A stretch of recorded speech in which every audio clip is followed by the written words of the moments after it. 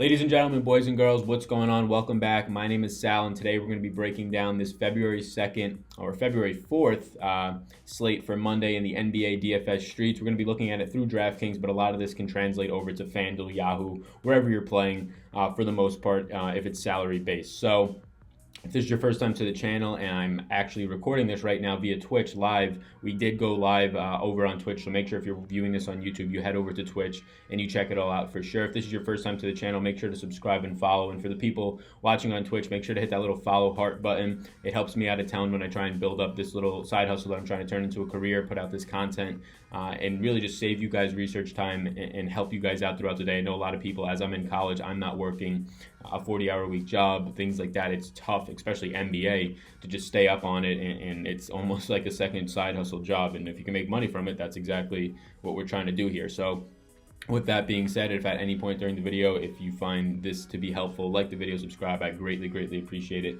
But for right now, we're going to break down into this NBA slate. So, and for the people on Twitch right now, if you have at any point want to just drop into the comments, drop anything you want into the comments, I'll definitely read it. Injury news. So for pretty much, it's like a straightforward slate we have right now, injury news wise. I mean, we're looking at a couple of people questionable. Jamal Murray is obviously a big one based on what he does for the other guards on that team that have been seeing increased usage. Monte Morris, Malik Beasley. And then the other one is just Joe Harris, which if Joe Harris is out, you're going to get some more just whispers of a Theo Pinson coming out. They really don't have much depth there. I know that they have Carroll. Carroll can maybe get into the starting lineup, but at the shooting guard position, you're probably more likely to see a guy like Napier get that draw to start, and that's great for Napier, who's just been incredible in the short amount of time that he's been able to produce at a higher minutes per game. So that's really it in terms of what we don't have now. This is the NBA. This is the most important thing that we're looking at. So obviously this isn't going to be all that's happening later throughout the day. We're live right now on the East Coast at what, like 9 a.m. So we're going to get just thrown through the washing machine later on of late news. Somebody's bound to late lock. That's why I really don't like playing on FanDuel. Just drop that zero automatically. So yeah, there's not much news here. If we want to just talk about all the Pelicans that are out, I mean, we've been dealing with this for a while now. They have 5 of their 6 best players out. It's going to be a lot. So obviously Drew Holiday is going to be seeing some increase. We're going to talk about that. You want to see what's going to be the impact of like a guy like Mirotic remaining out still, and a guy like Moore really remaining out still for the Pelicans. We see this Williams cat coming on, getting 30 plus minutes a game as of late, and I don't see that stopping. And he's being a much better point per minute, and by much better, I mean it's like by like 0.1, right? But that's a lot. If you're playing 30 minutes, you're going to get an extra 3 points out of him. Point per minute guy, then a guy like Darius Miller, who's going to see a ton of usage or a ton of minutes, not so much usage, and just really he's an awful point per minute guy. He has been his whole career. Yes, if he's going to get 40 minutes, he can get you there, but Williams is a guy who's been getting a lot more usage and a lot more done with that during those minutes. Outside of that, we do have Gary Harris ruled out. That's going to help Malik Beasley. That should, in theory, help a guy like Will Barton and Torrey Craig. Will Barton has that shooting guard eligibility. But he just hasn't been handling the point when Monte Morris and Malik Beasley have been playing this good, and this is the best Malik Beasley has been playing, especially shooting from three-point range, probably in his career. So Harris being out is huge. If we do get Jamal Murray out, both these Denver guards are still in play. It does scare me because it's such a small sample, and everybody's going to be hopping on them, so they're going to have a higher ownership than they really should have. But, I mean, the minutes are going to be there, the usage is going to be there, and we've seen the production being there. Outside of that, not much. Derek White is a guy who's out, who hasn't been out yet, and he's been playing fairly well out there. With DeMar DeRozan coming back, you can kind of limit that a little bit, but for the most part, you're not going to see a big change. I mean, you have Forbes, you have Patty Mills out there, both guys who don't score too much. They're around like a 0.8 point per minute fantasy guy. Yes, one of them is going to be seeing closer to 30 minutes. The other one probably closer to around the 20-minute mark. I could see Patty Mills getting bumped up to like around maybe 24 minutes. They'll both be on the floor at the same time at times. So yeah, you can see here Forbes, they both see a 0.07 boost for their minutes, which is decently significant, right? Especially just one player coming off the court, but at that guard position, you would expect that. It doesn't really entice me to either of them. They're both going to have lower prices. They'll probably have inflated ownership because of this, but it doesn't entice me just because of the production. I don't see that going up. I don't see the usage being given to them more so than some of these other guys on the team. Chris Paul being probable, it's important to note that out. He sat out the last game because of rest. The Rockets team said that there's not going to be many double-doubles or back-to-backs going for Chris Paul throughout this year, just to be cautious with him until the postseason. So he's out for rest. He's probable, and he's going to be in a killer matchup. And he's at just a ridiculous price on DraftKings. I don't know what it is on FanDuel. You could drop that in below. But TJ Warren, just a reminder that he's still out. I mean, I didn't put all the guys who are still out, but Warren's just an important one because the usage gets insane and the minutes get insane for a guy like Bridges, for a guy like Josh Jackson. We've seen them since these guys have entered the starting lineup due to Warren being out or just been increased their minutes. It's just been phenomenal. Yeah, something to watch for sure is Denver guard for sure. Chris Paul at DK price 6,600. Yeah, I'm pretty sure the DK price is 6,600. It's nuts right now. Forbes, Patty Mills, maybe. Yeah, Bellinelli maybe, but he's the primary backup for a guy like DeRozan. Now he probably should see a minutes boost, but I don't see more than like a handful of minutes. It's going to be Patty Mills. It's going to be Forbes handling Derek White's minutes. And honestly, at first look, again, we're at 9 a.m. right now. A lot of stuff's going to break. At first look, that isn't attractive to me. A lot of people are going to jump on that because whenever you get backups in, it looks nice. But these backups are guys who haven't produced all year. I don't think that Derek White usage, which wasn't a big number to begin with, is just going to be hopped on over to these guys. I think it's going to be hopped on over to DeRozan and Lamar Aldridge, who are both closer to 30% usage. A guy like Rudy Gay may benefit. Bellinelli, I'd say, would benefit a little bit more. These guys, ball handling wise, yeah, they're fine, but they don't produce. They're pass first guys, and they also don't get a lot of assists even with that because you got a guy like DeRozan out there. So this is the injury news for right now. Phoenix has hurt so many of us there. Yeah, I know Phoenix has hurt a lot of us, but if you pick the right spots, I mean, you're getting like great minutes out of a guy like Bridges right now, and Josh Jackson, you're getting great minutes, and for the most part, both of these guys have been pretty solid. Oubre's taking a seat now to the bench as of late, so they've hurt in some spots, but if you pick the right spot, it's been great. So what we're gonna do next is now we're gonna go over, and I wish I could see how many people were in this stream right now. But for the sake of the people on the, let me know if you can see how many people are in the stream. I can't, I'm blind. So for the sake of the people watching on YouTube, we're going to go over to Vegas now. So the Vegas dashboard for today is right here. This is a 6-game slate. I do not believe we have a single team on a back-to-back, and that's usually what happens when you have a very small Sunday slate with a huge Saturday slate, right? Teams can get their rest. So no teams on a back-to-back, so nothing really to worry about. Vegas dashboard coming out. Yeah, just the main thing to point out here is the over-under. You can see right here, over-under. You want to focus on that. You want to focus on that not too much and just fully rely on it, but you definitely want to make sure you're putting it into your plans. And you can see I like to target games that have an over-under around or above 220. This year it's mainly been closer to like a 222 or over. The more points in a game, I mean, the more points in daily fantasy sports, right? You're getting more rebounds, you're going to get more assists. Even if it's not direct points, you're going to get more opportunities for a double or triple-double. When you have a game that's 209 projected total by Vegas compared to a 229, a 20-point difference, that's huge, right? There's so many different ways and possibilities, especially late in the game, that teams can score. So over-unders is the thing you should be factoring in, and people factor in blowouts, and I don't think you should ever factor in blowouts into your analysis. It's just too hard to predict. It's too hard to predict which players are going to be affected by those blowouts. And if you're sitting studs because of blowout potential, that's bad because the studs are probably the reason there was a blowout on the team who is blowing out. So, I mean, today, for somebody who follows that, you don't have too much risk. It seems like we're going to get a lot of good games, high-scoring games today. So this is a slate that should be fun. 6-game slates are right around where I like to play the most. I do like all-size slates, smaller ones. It increases the need to know ownership and all things like that. And if you want to know more about ownership, you can hop over to the YouTube. I have a free just PDF about how to be contrarian and how to just set yourself apart in different ways and really read the minds of other people. But you don't really have to worry about that on like a 11 or 12 game slate. Yes, there's going to be higher owned guys, but for the most part, it's going to balance itself out. You have to know about that on smaller slates, 6-game slates, yes. On 3-game slates, of course. So this is about that happy spot that I like to play on. So yeah, I mean, for the most part on Vegas dashboard, you really just want to be looking at these over-unders. We're going to get into pace, and you're going to see how pace correlates usually with a higher over-under and things of that nature. Projected team totals are also important to look at. I mean, you get a team like Washington and Atlanta going at each other, and we can hop over to pace now because Washington and Atlanta's pace is ridiculous because Atlanta's number 1 in the league in pace and Washington's number 8. So when you ever have two teams with a pace in the top 10, you're usually going to see a high-scoring game. So we have right here the pace numbers, and what I do for the pace numbers is you're going to factor in both teams' paces on the year, their average. So in a sample size that's about like 30 to 35 games, as many as teams have played this year. And then from there, you're going to take that and you're going to use the league average, which the league average this year, usually it's around 99.5, and this year it's about 102.36 when I just redid the math.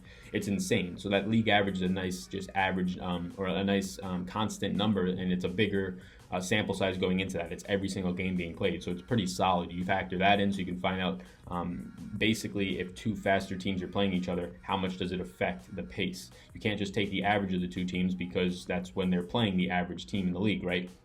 So these numbers are insane. This means possessions per game is pace. So 108.14 is going to be the amount of possessions that you're going to get out of Atlanta and Washington today, projected. Obviously, I'm not Houdini. I can't predict the future, but projected, and that's about 3 more than any other game. Now, that's per team. That's a good amount. And now this is what we've been seeing out of Atlanta all year. They run the ball, right? They run the ball up and down the court. Washington's also another team that does that. Both these teams play fast. You can see why now this is the highest total game on the slate. Atlanta's usually in a lot of high total games because they're a fast-paced team. But, I mean, there's a lot of other good spots to target. Again, I like to target anything over the average. The average is about 102.36 if you want to be exact this year. Right now, if we're going over the average, there's a lot of good games in that range, right? I mean, you have this Milwaukee-Brooklyn game, which is also another intriguing one, another high total. You have this Sacramento-San Antonio game. Sacramento been playing fast all year, number 2 in the league now. They were number 1 for a while, slowing it down a little bit. So yeah, you have that. Lots of good things to target here. Make sure you're factoring pace into your equations. The team totals are right by them, so you guys can get a nice, easier look. I just have a bunch of other stats over here. Nothing really important right now. So make sure you're factoring this in, but don't make it your only factor. Now look here, this is an awfully slow game, right? Detroit plays slow, Denver plays slow, 2 of the bottom 10 teams in the league in terms of how fast they play in games. It's not an attractive game to target, but there are guys in this game. If we get news on Jamal Murray being out, Monte Morris, he's priced up. We'll talk about that. It's not as much a value, but there are still plays in this game that can be viable. Just know that you're giving up potentially 10 more possessions per game by going with these players. But again, don't just factor this as your be-all, end-all and who you're going to be choosing as your lineup goes. Looks like 15 people watching. Thank you. I appreciate it. Yeah, so I just want to shout out for the guys watching on the stream and also for the YouTube channel, Next Level DFS. Notice them just jumping into a Facebook group for you on the YouTube channel. You know my Facebook group. And yeah, just a ton of cool stuff in there. It got into the NBA premium chat, so make sure you guys check them out on Facebook, Next Level DFS. They also have a website where they have some tools and just helpful information, really knowledgeable stuff to increase your game, things like we're doing on this channel. So it works out nicely. So definitely make sure you check them out. Make sure you check out the Facebook group. If you're in my Facebook group, you should definitely be joining that one as well. And also join their chat if you can. I mean, I'm in there right now, and it's literally constant. My phone was blowing up all day yesterday. I couldn't keep up with it when I was trying to do some research and then also hang out with my girlfriend, do some actual things. I was just blowing up. I try to keep up with it as much as I can. So if you're somebody who needs that extra help and you want an extra chat, an extra room to go into, that's definitely a great one that I could recommend for like the month that I've been in it. It's been awesome. So that's Next Level DFS. I'll link it up in the description below for the YouTube video as well. So let's hop over now to these target offenses. This is one of the best things that I've gotten a lot of feedback on and something that I like a lot. So this is target offenses, and what this is basically how a team defends a specific position, but I broke it down in a different way than just the season. I break it down by Draftkings points over the last 30 days. So you can do defensive efficiency, things like that, but I think Draftkings points is what we're looking for here. And again, this will scale down to FanDuel and Yahoo. Anywhere with a salary-based salary cap for selecting, it's going to scale down pretty much the same because the points don't differ extremely. Yes, I know Draftkings has bonuses, but it's not going to differ extremely. So again, over the last 30 days, I like using that sample size better than the full year. And right now, I mean, there hasn't been too many games in the season, but I like the last 30 days because it'll take into account the guys who have been out for the entire season, they've gotten injured, or just different types of things that are happening, different defensive schemes, if a coach got fired, whatever it might be. So this is just a dashboard for you guys to look at. It has the pace and the total, so this is a very nice one because everything's here. Again, I'm going to start to change and put some of these other numbers in yellow because, yes, I highlight the top 5 teams in the league in red to just let you know that that's a tough matchup. Bottom 5 teams in green, but we're going to get some yellow ones because the difference between 5 and 6 really isn't that much. So you don't just go off these numbers, but make sure you're keeping them into account because you can see that Washington has a great matchup, as a lot of teams usually do against Atlanta. Fast-paced team that doesn't play great defense, it usually adds up to high total games, which is what you get out of a lot of Atlanta games. You also get them losing a lot. 29, Thomas Satoransky. We'll get into it. Great matchup. Bradley Beal, Beasley. Bradley Beal, great matchup again. Just insane spots for these guys, just based on matchups, based on pace, based on over-under. It's a game that you want to target, and there's a lot of good players in there, and you can make them fit because there's just not a 10K plus guy that's going to be playing in these games. So that's just an example. You can go over anywhere on here. Houston at the center position against Phoenix. Phoenix has been giving it up all year to the center. DeAndre Ayton coming back really doesn't help that. He's not a good defender. 29th, a guy like Fareed, who's been playing phenomenal. Again, good spot. So this is just things like to hit on and that you should be notified about. Thank you. So, yeah, thank you, Daily Guru, that you love the content layout. Yeah, thank you guys so much. I think there's 15 people in here, which is awesome. Like, I honestly was projecting 1 to 2. If this was YouTube, I would have thought there was going to be a lot more people because we did it yesterday and just because I have a following on there already built up. But I appreciate anybody who's in here. If you are in here and you are enjoying this so far, please do hit the follow button so you guys can get notified of this stuff in the future. It also helps me to become a Twitch partner. Which basically just means that like you can get ads and you can get paid that way if you have like more followers or something like that. So if you're watching this live, that'd be great if you could do that. If you're watching this on YouTube, link below, and you can check out the Twitch stuff live as well if it does suffice you. So we're going to use all this information we had, right? So my whole idea in DFS and why I want to produce content is that I don't want to just come on here and like spend 10 minutes like screen recording and like give out picks and things like that. Personally, like I don't want to do that. If other people want to do that, they can create their own content. I second anybody creating content. But personally, what I want to do is I want to give you more value than that and kind of teach you how to get to that point. Now, this is just what I do in the early mornings or the night before. I'm doing a lot more throughout the day, especially since I have time in school right now, especially the last 2 hours leading up to lock in terms of just using certain tools like Fantasy Lab and just projection tools and how I can make my lineups fit together nicely. But what I want to do is I want to give you all this information, right? We have the injury news, we have the Vegas, and the injury news is the most important thing. You will not have a clue on what the slate is. You won't know where the value is. You won't know really how to build your lineup if you don't have the injury news, and that's something you have to keep up all throughout the day. Vegas dashboard, you need to know the odds, you need to know those types of things. Pace is important, very important. If it correlates with the odds, if there's a high pace game with a high total, that's super important. Target offense, you want to know where you guys are in the best situations. I want to give you guys all this information early on, and this takes me each day, depending on how big the slate is, close to around 2 hours a day to develop all of these slides. Save you guys that time, give it to you, benefits you, it benefits my content, so it's just really a win-win in my eyes. And then I want to go into things like this. So we're going to go into the guard position now. So I'll just describe this. If this is your first time watching me, we're going to talk about the guard position. And again, these aren't my picks. It's like 9 in the morning. There's going to be injury news that shakes up the entire slate, most likely. But based on it being the morning, based on what I've looked at so far, which is pretty much all that you guys have already seen, these are the guys who interest me early on. And I'll describe what some of these different colors mean. So we have salary on DraftKings. We have their DraftKings points per game. The guys in yellow are guys that I've averaged their points per game with what they've been doing recently, or I've just highlighted saying these aren't a clear picture of their points per game because there's been injuries or things like that. Like Shabazz Napier over the past week has been averaging way more than his average on the year because he's just getting a ton more minutes with Dinwiddie out. So I'll highlight things like that. But I mean, Bradley Beal, killer spot, right? Bradley Beal and Thomas Satoransky. I love playing Thomas Satoransky because his price rarely creeps up. Again, it's not up at all right now. And people just don't like him. I don't know if it's because of the way he looks. I don't know if it's because people really don't know who he is yet. But he has the upside in there. He's got like, what, 2 triple doubles, almost flirted with 3 on the year. Great spot here. Bradley Beal, I love him. The last 3 times he's played Atlanta, he's just eaten them alive with 50 points. If he gets you 50 points tonight, he hits value. So value is just 5x the salary. Now, you don't want to just rely on just 5x. You need to get a balance of 5 to 6x salary on DraftKings that gets you around the 300-point window if you hit your average. And then if somebody hits their ceiling, you can obviously try and win a tournament. So $9,100 for Bradley Beal. I think this is just in a great spot for him. He's going to be seeing 30% usage in this game, if not more.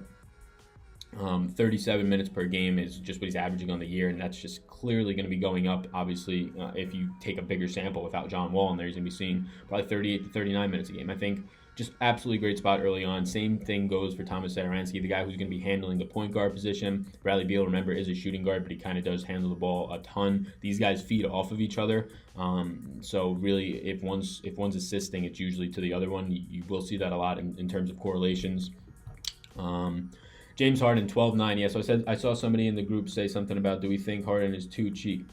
Yeah. Satoransky, is he small forward eligible as well? Yeah, so I mean, that's just great. There's just so many different things you can do with that. You can get a point guard in the small forward position. Always trying to get more point guards and centers into my lineups. The power forward center eligibility thing is just incredible. You can potentially get 3 centers in your lineup. 4 if you use the utility spot. And the reason that I like that so much is because centers, and I mentioned this a lot, they just have a lot better opportunity to score, right? Centers are going to be 2 feet from the rim. That's easier shots compared to if they're starting at the 4, where they actually have to shoot a little jump shot. They're going to get better opportunities to block, especially on drives. If you have a point guard who has a better driving rate, more opportunities for, instead of 2 blocks, for 4 blocks in the game. That's a big difference, especially if you're trying to win a tournament. Obviously, easier offensive rebounds, defensive rebounding efficiency goes up, all those types of things. So, yeah, James Harden, I saw somebody ask, is he too expensive? With Chris Paul back in, I think he is too expensive, but he's James Harden. On the year, he's averaging 64 points a game. Obviously, a big chunk of those are without Chris Paul, 40% usage. Big chunk of those are without Chris Paul, but I don't see the fact that Chris Paul coming back, who should still be somewhat limited, I don't see him coming back and just taking everything away from Harden. I still see Harden demanding the ball and the point for some of the time that they're on the court together, and obviously they're not going to be on the court together all that much, or I mean, they'll be on the court together for a good amount of time, but not as much as they usually are, because I think Paul's still going to be limited below probably around 28 to 30 minutes instead of his normal like 36. But all that being said, early on at least, I'm not looking at 12-9 James Harden. I've been burned a lot this year by not playing James Harden. The last time he went out there and dropped an 88 burger on my head, I went from sitting pretty in the top 10 in the $777 buy-in or whatever to being on the outside at like 101 spots got paid. I finished like 104th. Just terrible. Just watched Harden just score points and literally just keep knocking me out. Literally knock me out of the paying the cash line by like a point. So that hurt. But yeah, I mean, Harden, I'm not going to say fade the guy, right? If you're playing one lineup, I don't think if you're playing one lineup, that's tough. I don't think I play Harden today just because Paul's back. If you're playing 100 lineups, you have to have Harden. Jrue Holiday, $8,700, the only man on this team, outside of Okafor probably, but really the only stud on this team. His usage is just going to continue to climb, but he has a tough matchup. They've had his number. Now, the last 3 times they've played him, he's averaged around like 23 points a game. That's Draftkings points a game. Last 3 times he's played, I believe, Indiana. That's not great. Obviously, those times, 5 of his other teammates weren't ruled out, and his minutes weren't up, and his usage wasn't up, so that's a small sample size to begin with, and a lot of things should be factored into that. Tough matchup, though, at $8,700, but it's hard to get away from Jrue, who's pretty much a lock for 40. Now, 40 is not going to get it done for you at $8,700 because his price has come up. He's going to need to get you closer to 50 for you to really feel good, at least 45. But with all those guys off the court, his fantasy points per minute, they do come up by 0.1. Again, if he's going to be playing 36 minutes, you can factor in like another 4 points for him on average, right? So Jrue Holiday I like, and I do like him a fair amount. And then just to get through some of these other ones for the sake of the video not going off super long, Fox is at his lowest price of the year. I think it's a good buy low spot on Fox. You always want to target guys who are, or lowest spot. He's at his lowest price in the past month, tied for that at $7,300. You want to target these guys at their bottom number because it's inevitably going to come back up towards that $7,800 mark. Chris Paul mentioned him. His price is way too low. Love it a lot. Love the matchup a ton. I think he's going to be the chalkiest guy in the slate based on the fact that he's not expensive. You could fit him into really any lineup build you want to do. If you want to pay up, you can still fit him in. If you want to pay down, he's a great spot to fit in. If you want to just target all the middle range, he's also a good spot. Like, he's just in a great spot in terms of ownership. I'm fine needing that chalk early on. Monte Morris, I have all these dots by his name because his price is $6,000 now. Yes, he's had 3 great games in a row, seeing 40 minutes in the game. It's insane. And if Jamal Murray news breaks that he's out, Monte Morris is a very good play still. But his price is up. It makes me kind of like a guy like Reggie Jackson we have on here, $800 cheaper. Last 3-game stretch, he's been just as good, playing just as many minutes for $800 cheaper and probably going to get a higher usage rate. I would fade the Monte Morris for Reggie Jackson if it is going to give me ownership leverage early on. Napier becomes one of my favorite plays on the slate. If Joe Harris is ruled out, he can potentially go into the starting lineup unless they want to get just Theo Pinson in there and mess around. But Napier, either way, I think he sees close to 30 minutes if Harris is out, and Napier's just been a stud this year, point per minute type guy over the past week of the season. Beasley, I put him in here. I highlighted this. This is his usage rate over the past 3 games without when Harris has been hurt and Murray has been hurt. That's insane usage. That's a lot different than this one right here with Monte Morris. Beasley would be the guy for $500 cheaper that I would go back to. Now, again, these guards are guys who have just blown up the last 3 games. You have to imagine, are you catching the tail end of that, or is this something that's going to keep up? The variance seems like it's going to come and they're going to drop back down. but definitely an interest early on. Frazier, I know Frank Jackson's out there as well, or whatever his name is. Yeah, Frazier, I like a little bit more. I think he's better assist guy. He's filthy with the ball assisting. He has better double double upside. I don't think Jackson has that double double upside. Jackson definitely can score more, but I think Frazier's the guy who has the potential to go double double, and he's gone triple double before. 3,900, not a bad play with Peyton still out. We'll move over to forward. I'll look at this chat real quick, see if anybody's talking in there. Yeah, so sounds good. So if the chat can just let me know if everything sounds and looks good, and also how many people are in here right now, that'd be great. All right, so we're over at the forward position, and forward is just a little less, I'd say, just value at least right now because of those Denver guys and just Napier and some other spots you can look at the guard position. Forward, I love Giannis. I love Giannis's matchup. He's smashed the last 3 times he's played in that spot. There's not much more I can say about Giannis. I mean, he's just an interest early on every single slate for me. Lamar Aldridge has been a guy whose interest has been every single slate, and for some reason his price keeps coming down. 8,100 last time. He goes out, he throws up, I think, 30 or 40 points, hit value pretty much, and now it drops to $8,000. So I'm fine going back to Lamarcus Aldridge, guy who has close to a 30% usage rate. He's one of my favorite players in the NBA. He's just quietly really good. John Collins went off last game. It's a risky spot to try and, it's always risky to try and pick and choose John Collins, but you want to attack Washington. There's nobody out there in Washington who can really defend anybody at the center or power forward position on Atlanta. Again, high-paced game. John Collins has a good shot to, again, go for 30 and 10. Do I think he'll do it? Probably not, because he's super inconsistent, but he has very good upside to do that. Williams, we talked about. I like him at 4,300, way more than Miller. He's averaging almost 0.1 points per minute more than Miller, which is a ton. That's like 3 to 4 more points a game. So yeah, I like Williams a lot more there. Kevin Huerter, I mean, not a big interest. The price, though, has come down a lot, especially with Bazemore back in there. But he is still playing minutes. He is still getting a decent amount of shot attempts a game. Guy who could rebound as well. Trevor Ariza should see big minutes today. Trevor Ariza, Jeff Green, all these guys out in Washington at the small forward. Otto Porter. I just like Ariza a little bit more. I like his specific matchup a little bit more. So definitely early interest. I like that. Josh Jackson, his minutes have come up. Again, you might get burned by Josh Jackson, but I do like Josh Jackson a lot. When he's in the starting lineup with Booker, it hurts him a little bit. At least early on it did. When he was coming off the bench, his usage was a little better, but it's come back up. So it was just a small sample that you can kind of cancel out. 15, so thank you. I appreciate that.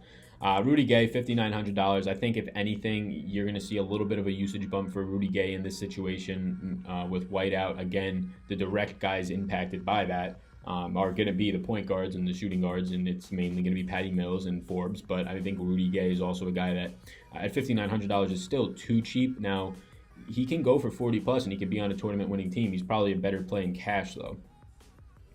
And yeah, I mean, I have a little note here. Josh Jackson, 31.7 DraftKings points per game. Obviously, there was that 50 burger in there, but 31.7 DraftKings points per game. Even if you take that out, he's still above like 28 with Warren out. That's pretty good. He's been somewhat consistent outside of that one game where he only went for like 20 and everybody was on him because it was the game right after he went for 50. I think Josh Jackson's price is a little bit too cheap. We're going to move over to the center position now. So center position is usually straightforward for me, at least early on, and then later in the day, it opens up a little more. Like I said, I like to play a lot of centers who are usually power forwards or guys who are dual eligible, right? So a guy like Fareed is dual eligible. I think that's the only one on here that's dual eligible, honestly. But a guy like LaMarcus Aldridge, he usually starts at the 4, but he could very easily start at the 5, and he's dual eligible. So Fareed, great matchup. We already touched on it, 29th against the position the last 30 days in terms of DraftKings points. His salary is only $7,000, which if you just average in the amount of points that he's scored since he's been playing, and that's what this number is right here since he's been starting, it's smashing value, right? 5.67 if you just use that average number. Going to get the minutes in there. Obviously, Nene's back now. He was injured, I think, for like 2 games, but they're not playing him. Like, Fareed is, for some reason, I don't know how this man was on the bench. I don't know how the 76ers didn't sign this man because they need him. But Fareed's a good play. Brook Lopez, one of the best plays on the slate anytime you're going up. And this is another reason I like Giannis. Anytime you're going up against Brooklyn, you know you're just going to be a rebounding show. Their defensive efficiency in terms of rebounding is terrible. It's a spot just like Washington that you target all year.